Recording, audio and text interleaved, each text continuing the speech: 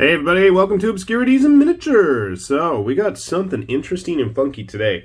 I was having a discussion with Sparkle Child the other day about how there's been a real boom in the last few years about Chinese manufacturers really starting to step up their game, moving away from just doing knockoffs and really coming into their own, doing their own thing. And I mean, I'm all for it. I mean, I guess having cheap knockoffs is nice every now and then, but I will absolutely support and promote any kind of new and interesting stuff that people are doing that is unique and, different. I love it. So anyway, this comes to us from Suyata, and I always want to say Tsutaya, but it's basically the same letters, but it's not the same word.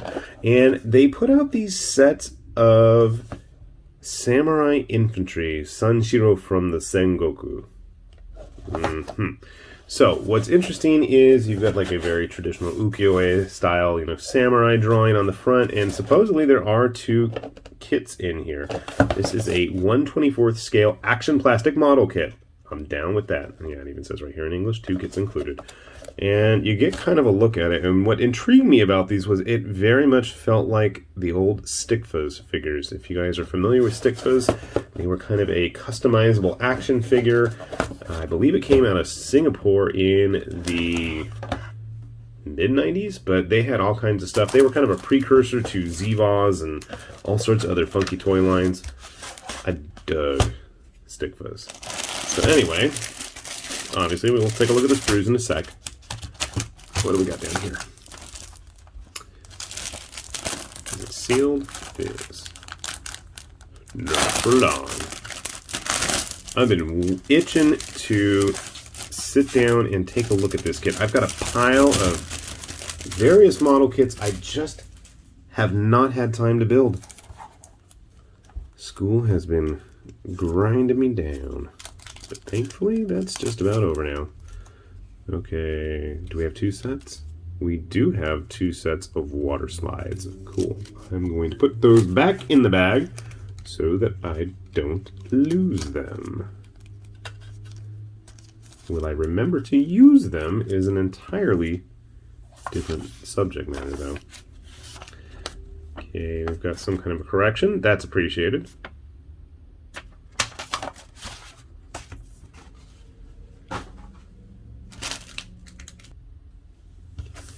Take a look. All right. I suck at reading kanji.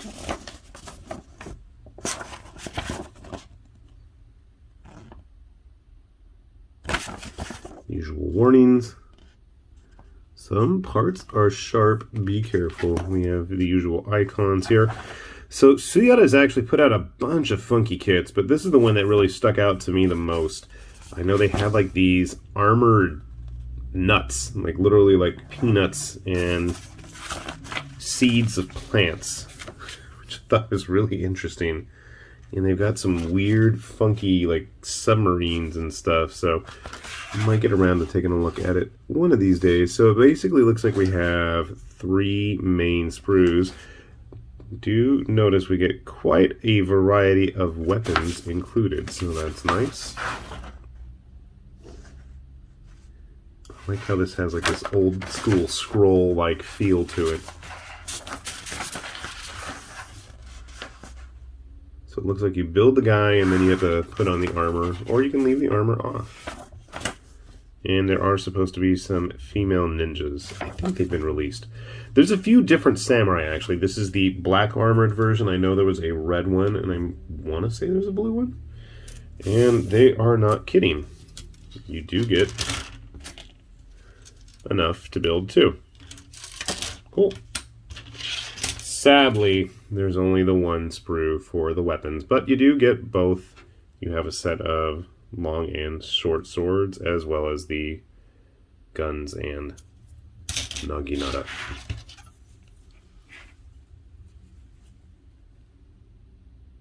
Very interesting, very different. So, I mean, it's a pretty simplistic looking kit. Like it says 1/24th scale.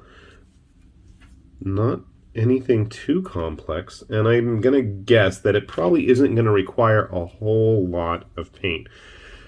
My biggest fear is that the joints are not going to be tight enough, but we'll see how that goes. Okay, so we have two of those, same there. Have them fight each other. I guess if you wanted to pick up an extra set, you can really mix and match.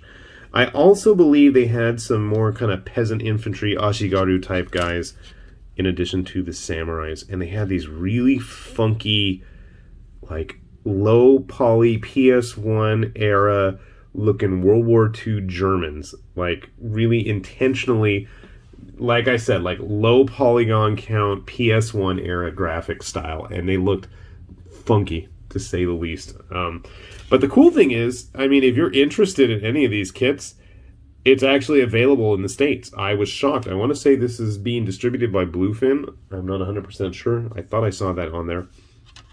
They're a pretty big name in terms of distribution of model kits. And the fact that I could get it at a local store for under 20 bucks versus the 25 or $30 that a lot of people are charging online, well, that basically seals the deal for me. So, give me a sec. I'll build them both. Why not? I mean, they're the same thing, right? We'll see how they turn out. We'll grab some other figures to compare them with, and hopefully it'll get you guys interested in buying some too, right? Sit tight. Okay, so I have tried. I mean, and I really did try to get this guy put together. And I swear he has been the biggest pain in the butt. You can see he is very stylized, but here's my issue with it. Everything, construction-wise, everything was fine. I mean, it was really simple. Didn't take very long. My problem is the joints and the construction.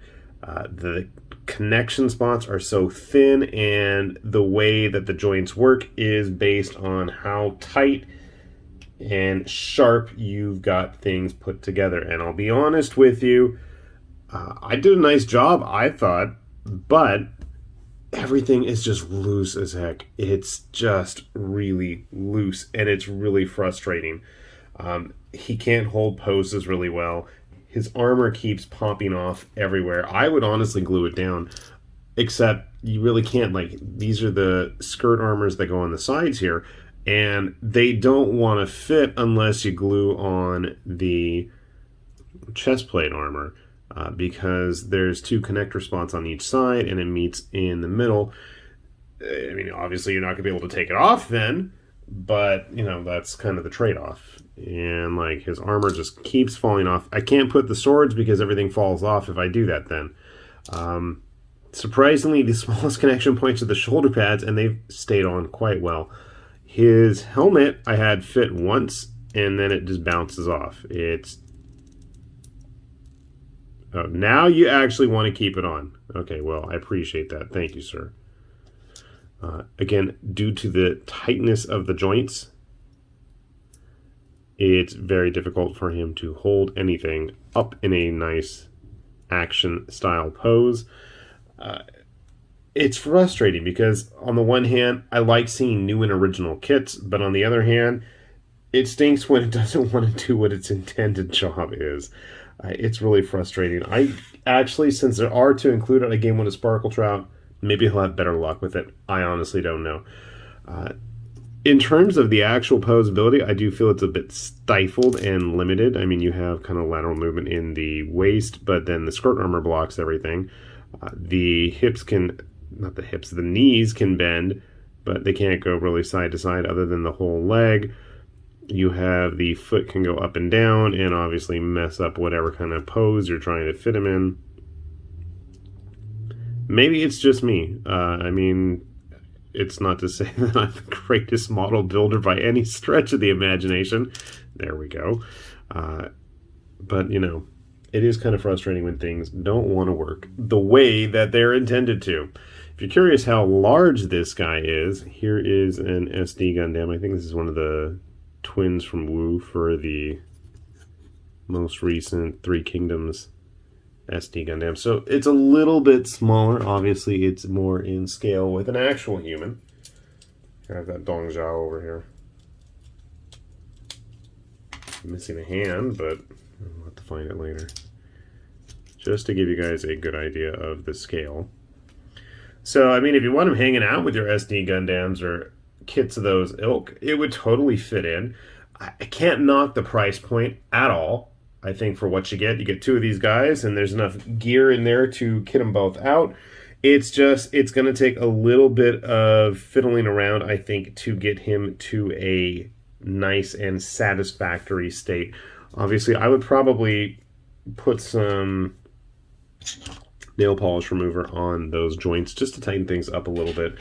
Because overall, like I said, it's an interesting idea. It's an interesting look. And there's not a whole lot else like this on the market anywhere. It's just, I would really appreciate if things were able to be a little bit more solid. And considering that Suyata has put out a few of these kits, maybe that's just a bad batch with this one. Maybe some of the more recent stuff is going to work out a little bit better. If you've had a chance to build any of these kits or you've come across any, I would love to get your guys' feedback on them. I'm really curious. I saw some weird stuff like power armored nuts, like literally like chestnuts and walnuts in power armor. That's out there. They made a bunch of like flying submarine spaceship things as well. I know they had the low poly German Tamiya styled packaged PS1 era figures. Part of me wants to build them, but part of me sees how tough it was to get this guy. See, there goes his leg. And you can see here what the issue is. If the connections aren't good, everything just falls apart near instantaneously. Yeah. So on that, now that's not the strongest recommendation, is it? I don't know. If you're up to the challenge, I think obviously some glue in there would really do some wonders in keeping things sturdy, but then I fear that you're going to run into issues if you need to fix something. That might be a problem as well. So let me know your thoughts and opinions down below while I try to salvage this again. Hopefully, Sparkle Child, you are having better luck with this than I did. With that said, this has been High Lord Tamberlane with Obscurities and Miniatures, saying thanks for watching, and we will see you back here soon. Bye-bye. Man.